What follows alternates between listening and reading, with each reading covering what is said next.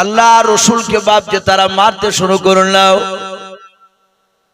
আল্লাহর রসুলের বাপ যে নুরানি বদনে পাথর আঘাত লেগে রক্ত বাপ যে বেরিয়ে যায়। নবী যে হাত ওখানা জোড় করে বলেন, গো তায়েফ নগরের যুবক ছেলেরাও, তোমরা আমাকে মেরো না, আমি রাহমাতুল লিল আলামিন পয়গম্বর রাসূল।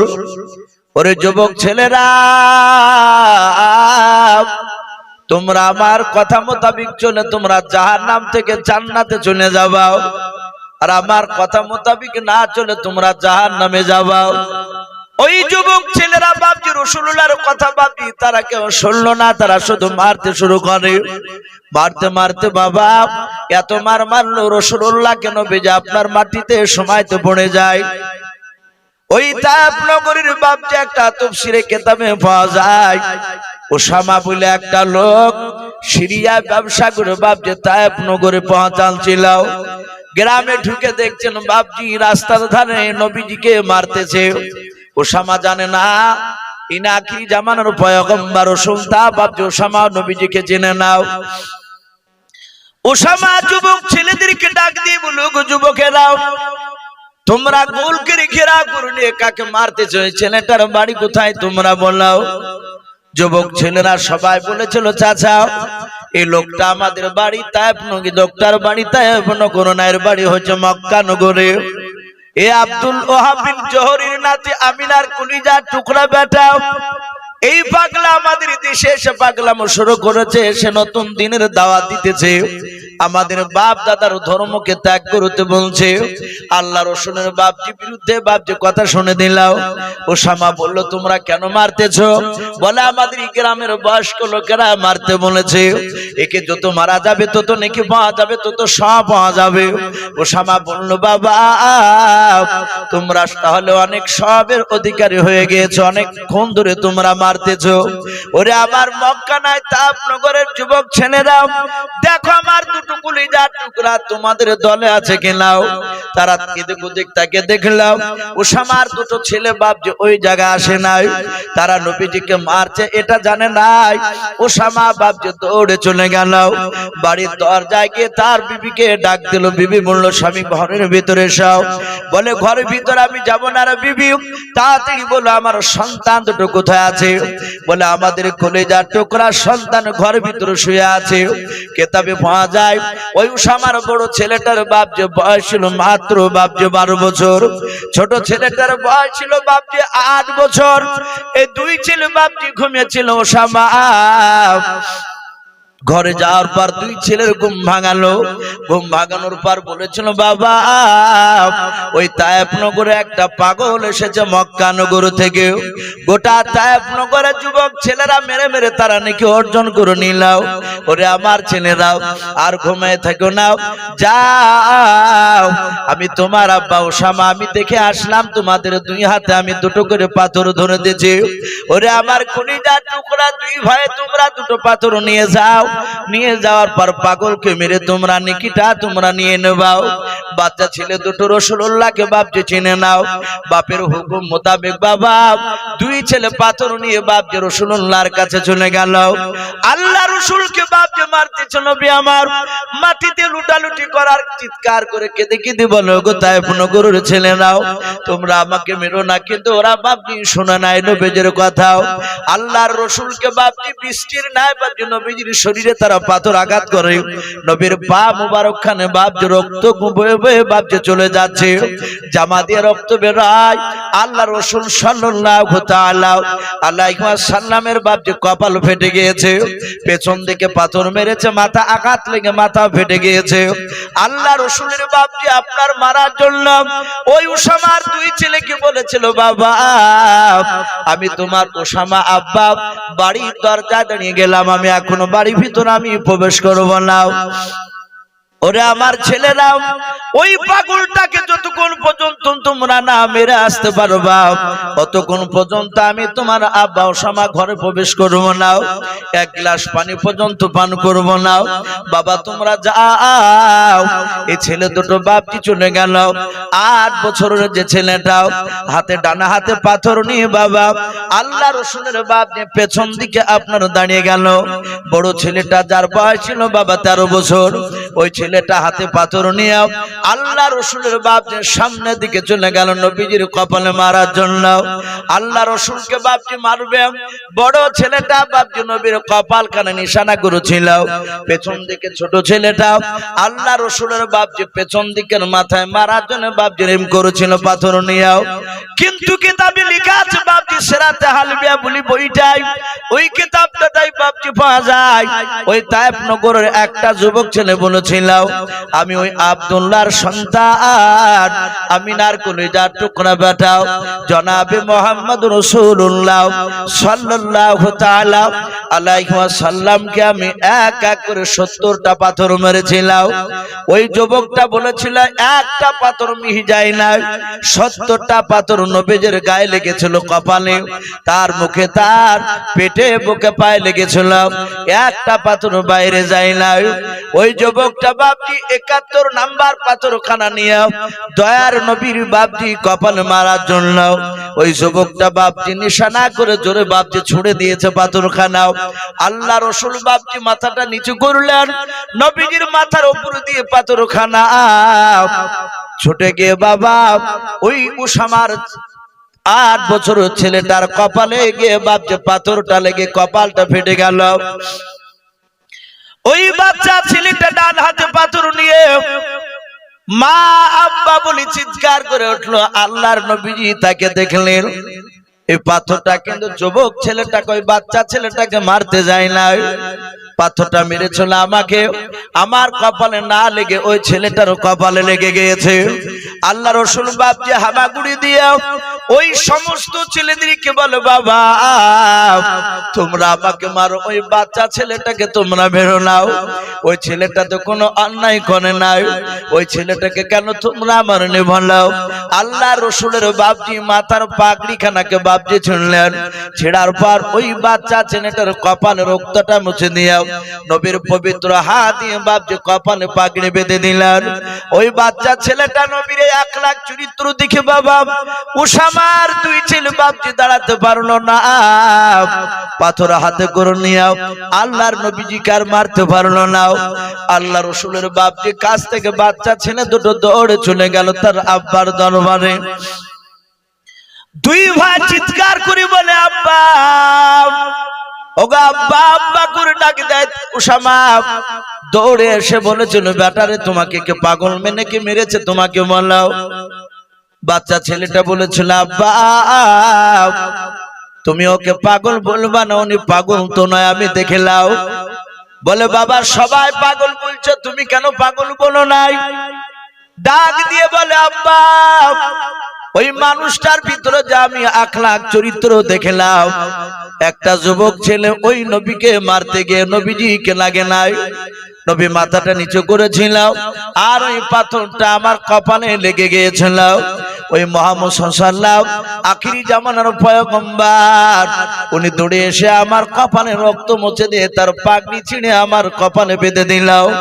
ওগো আব্বা জান, ওনাকে আপনি চিনতে পারেন নাই, আমরা 2 ভাই চিনতে পেরেছি, তিনি রাহমাতুল লিল আলামিন পয়গম্বর, বলুন সুবহানাল্লাহ। ও আব্বা আদি করা যাবে না, মাকে ডেকে নেন। আমরা আব্বা মা এবং 2 ভাই মিলে ওই নবীজির হাতে হাত দিয়ে কলমা পড়ে মুসলমান হব, বলুন সুবহানাল্লাহ। আল্লাহ রাসূল সাল্লাল্লাহু আলাইহি সাল্লামের কাছে তারা এসে বাড়ি দিয়েছিল এবং ওই 71 নাম্বার যে পাথর ছোড়া যুবক 70টা মেরেছিল আগে, নবীজির নুরানি বদনে বাপজি পাথর আঘাত লেগেছিল তার, সেই যুবক বাপজি রাসূলুল্লাহর ব্যবহার দেখে লাস্টে সে থাকতে পারে নাই, সেও ঈমান এনেছিল। আমি বলছিলাম সেই রাসূলের এত সুন্দর চরিত্র নবী সারা পৃথিবীর মানুষকে দেখে দিয়েছে। মহান রব্বুল আলামিনের ফেরেশতা জিবরিল আলাইহিস সালাম আল্লাহ রাসূলকে এসে বলে, নবী গো আপনি বলুন, মানুষদেরকে বলে দেন আল্লাহর কিছু বান্দার সাথে হক রয়েছে আর বান্দার সাথে হক রয়েছে। নবীজি বলেন, সেগুলো কি? পবিত্র জবানে রাসূলুল্লাহ সাহাবাদের সামনে বলেছিলেন, হুকুকুল্লাহ আর হুকুকুল ইবাদ। বান্দার সাথে আল্লাহর কিছু হক রয়েছে, যেমন 5 ওয়াক্ত নামাজ পড়া, এটা আল্লাহর সাথে বান্দার হক। 2 নাম্বার রোজা রাখা, এটা আল্লাহর সাথে বান্দার হক। হজ করার ক্ষমতা থাকলে হজ, এটা বান্দার সাথে আল্লাহর হক। বাপজি, কিয়ামতের ময়দানে রাসূলুল্লাহ বলে, কোন মানুষ যদি বাপজি দুনিয়ার বুক থেকে সে যদি নামাজ পড়ে না যায়, কিয়ামতের ময়দানে আল্লাহ ইচ্ছা করলে তাকে maaf করতে পারেন কি পারেন না? কথা বলে। আল্লাহ ইচ্ছা করলে maaf করে দিতে পারে। একটা মানুষ সারা জীবন মদ খেয়ে বেরিয়েছে, জিনা করেছে, জীবনে নামাজ পড়ে নাই। আল্লাহ যদি বলে ফেরেশতা দেখ দিনের আমলে কি আছে, ভালো না খারাপ, আমল নামাখানা দেখ। ফেরেশতারা দেখে বলবেন আল্লাহ একটাও নেকি নাই, এই জীবনই নামাজ পড়েনি। আল্লাহ বলবেন নেকি নাই, বলে না, বলে ই তো জাহান্নামে যাবে। ফেরেশতা বলবে, আল্লাহ বলবেন আমি আল্লাহ একে যদি জান্নাত দিই, বলে আল্লাহ তাহলে আমাদের কিছু করার নেই। আল্লাহ বলবে যা, আমি তোর সব গুনাহকে maaf করে দিয়ে তোকে আমি জান্নাতে পাঠিয়ে দিলাম। আচ্ছা বলে, আল্লাহ যদি জান্নাত দেয় বেনামাজিকে, জিনাখোরকে, কিয়ামতের ময়দানে গোটা কিয়ামতবাসী আল্লাহর বিরুদ্ধে স্লোগান করে, আমরা কিছু করতে পারবো ভাই? আল্লাহর বিরুদ্ধে কিছু করার নেই, এটা আল্লাহর হক। আল্লাহ বলছেন আমি ইচ্ছা করলে আমি তাকে maaf করে দিতে পারি। সে আমার বান্দা যদি হক পূর্ণাঙ্গ আদায় করে না আসতে পারে, কিন্তু বান্দার সাথে বান্দার কিছু হক। আপনি কাউকে আঘাত দিয়ে কথা বললেন, কাউকে ইট মেরে মাথা ফেটে দিয়েছে, মাঠে ছাগল চড়াতে গিয়েছেন কিংবা হয়তো ভুইলিড়াতে গিয়ে টকমক করে ঝামেলা হতে হতে অমনি দাউনি ধরে আপনি মারি দিয়েছেন মাথা, তার মাথা ফেটে দিয়েছেন, আঘাত করেছেন তাকে, সে ব্যথা পেয়েছে আপনার ব্যবহারে।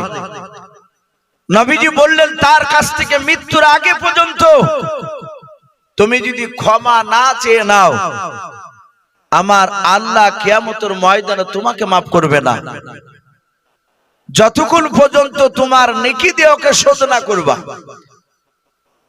বাপজি, এই কথাটা বিশ্ব রাসূলের কাছে বাপজি জিবরিল আলাইহিস সালাম এসে শোনালেন।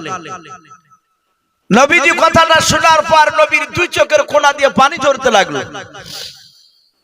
নবীজি আমার মৃত্যুর শয্যায় বাপজি আপনার ছটফট করছে। নবীর ব্যবহার কেমন দেখুন। আল্লাহ রাসূল সাল্লাল্লাহু তাআলা আলাইহি ওয়াসাল্লাম মৃত্যুর শয্যায় ছটফট করছিলেন। কিতাবে লিখেছে নবীজি মাথা যন্ত্রণায় কাতর হয়ে মওতের আগে নবী 13 দিন ধরে বিছানাগত হয়েছিলেন। কদিন বললাম বাপ? 13 দিন নবীজির মাথা যন্ত্রণা হয়েছিল।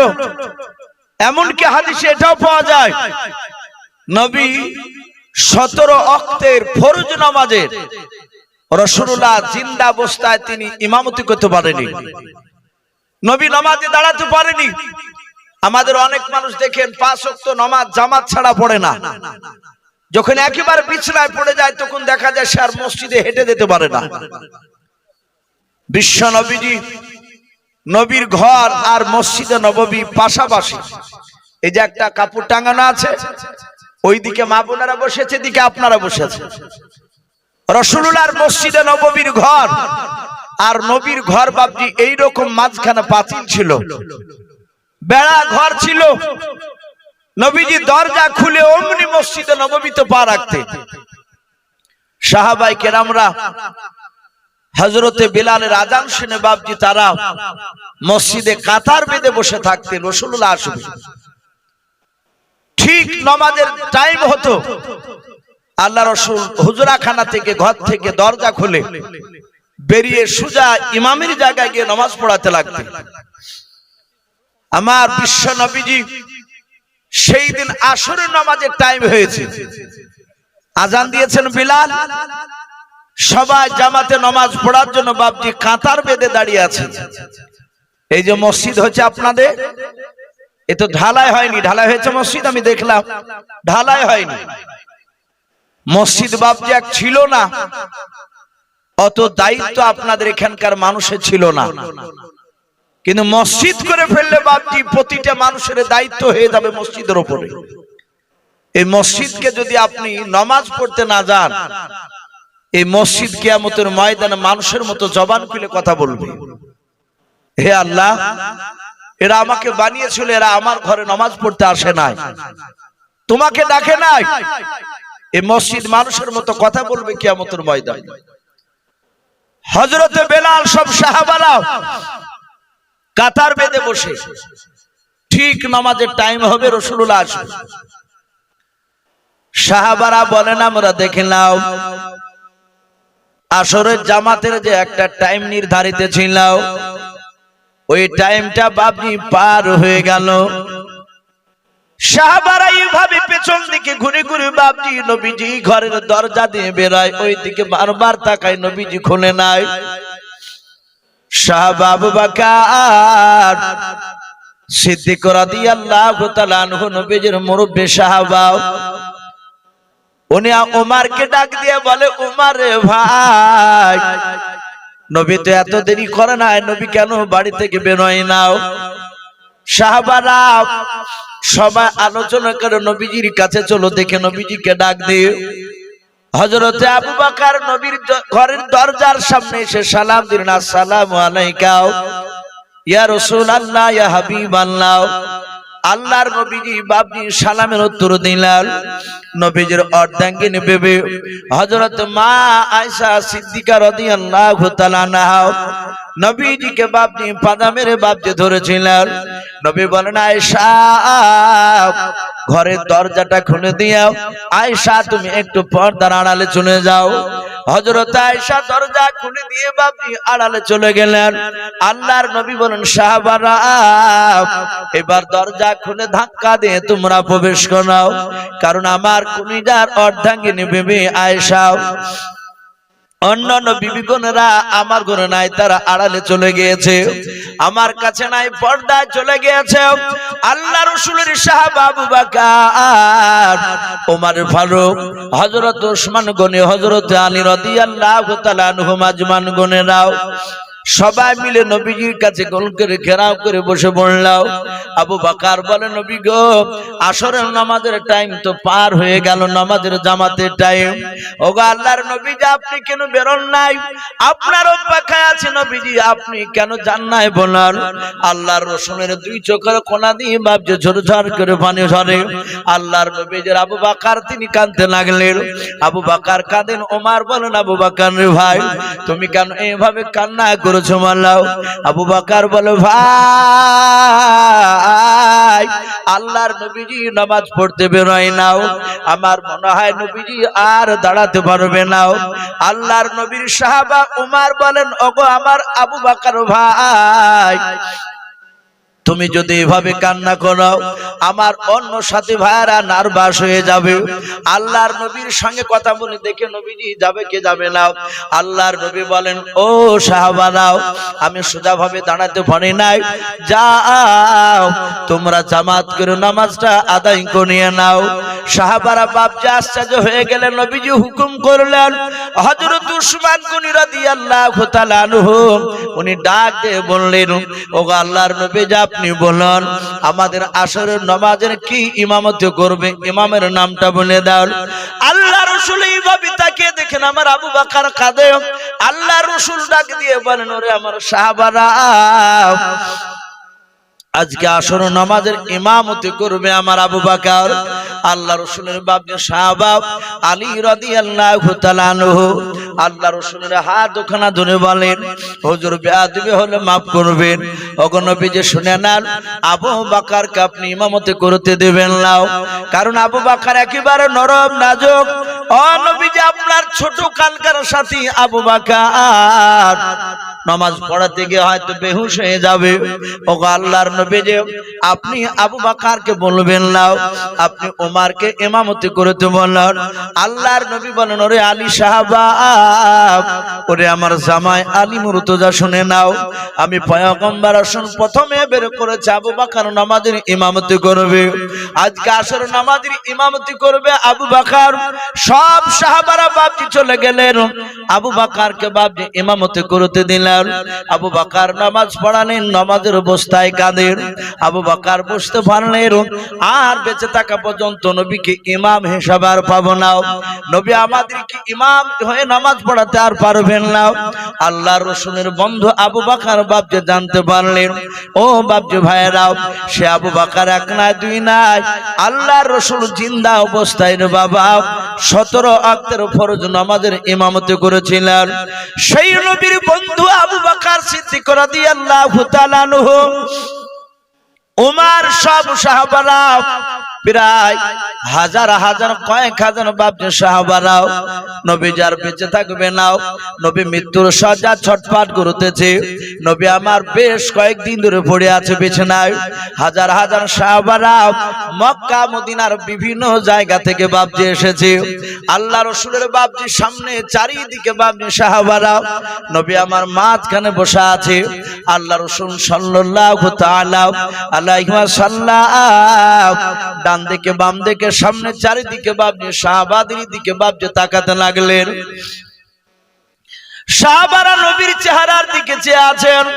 সাহাবারা মনে মনে চিন্তা করেছেন, আল্লাহ আমার নবী যে ইন্তেকাল যদি করে যায়, নবী চলে গেলে আমরা আর দুনিয়াতে বেঁচে থাকতে পারবো না, নবীকে একটি বেলা না দেখলে আমরা থাকতে পারি না। সাহাবারা বাপজি সবাই মিলে বাপজি কান্না করতেছে চুপে চুপে, ঝরঝর করে পানি ঝরে যায়। দরদি নবীজি বাপজি এইভাবে হাত ওখানা বাপজি আকাশের দিকে একটু উঁচু করে ধরলেন। সাহাবারা দেখলেন নবী আমার বসে বসে বাপজি এইভাবে বাপজি হাত ওখানা তুললেন। আল্লাহর নবী বলেন, আবু বকর, আবু বকর তোমার হাত ওখানে আমাকে ধরতে দাও। হযরতে আবু বকর সিদ্দিক রাদিয়াল্লাহু তাআলা আনহু আল্লাহর নবীজির বাপজি হাত ওখানে জুড়ে ধরলেন। আবু বকর ডাক দিয়ে বলে, ফিদাকা বি আম্মি ইয়া রাসূলুল্লাহ ইয়া হাবিবাল্লাহ, আপনি কেন আমার হাত ওখানে ধরতে চাইলেন? আপনার হাত ওখানে আমি ধরেছি বললেন। আল্লাহর নবী বলেন, ওরে আবু বকর, আমি তোমার পয়গম্বর রাসূল, আর দুনিয়াতে বেশি দিন বেঁচে থাকবো না রে আবু বকর। আমার 63 বছর হতে চললো, আমার হাতে দাঁড়ায়, জবানে দাঁড়ায়, পায়ে দাঁড়ায় যদি তোমরা আঘাত পেয়ে থাকো, ওরে আমার সাহাবা আবু বকর, আমার আল্লাহ বলেছেন ওরে বান্দারা, তোমরা কোন আমার বান্দাকে যদি আঘাত দিয়ে থাকো তাহলে শুনে নাও, মৃত্যুর আগে তোমরা ক্ষমা চেয়ে নিয়ে শোনালে কিয়ামতের ময়দান ভয়ঙ্কর হয়ে যাবে। আমি আল্লাহ কাহার হব, সেই দিন নির্দয়া হব, আমি কারো উপর দয়া করব না। তাই আল্লাহর নবী বলেন, সাহাবা আবু বকর, আমার হাতে দাঁড়ায়, পায়ে দাঁড়ায়, জবানের দ্বারা যদি তুমি আমার আঘাত পেয়ে থাকো আবু বকর, আমি পয়গম্বর রাসূল, আমি তোমার সামনে কথা দিয়ে শুনে নাও, হাজার হাজার সাহাবার সামনে হয় তুমি আমাকে মাফ করে দাও, নতুবা মারের আঘাতের তুমি আজকে প্রতিশোধ বদলা নিয়ে নাও। সারা পৃথিবীর শ্রেষ্ঠ নবী, নবী ক্ষমা চাইছেন আবু বকরের কাছে। হযরতে আবু বকর তিনি কাঁদতে লাগলেন, উনি বলছেন, রাসূল আপনি অন্যায় করেন আমাদের কাছে।